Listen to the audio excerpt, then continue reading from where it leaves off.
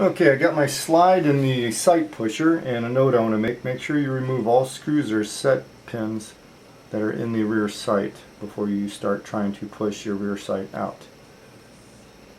Saved you all the tedious work of putting it in there and lining it up. Now I'm just going to push my rear sight out.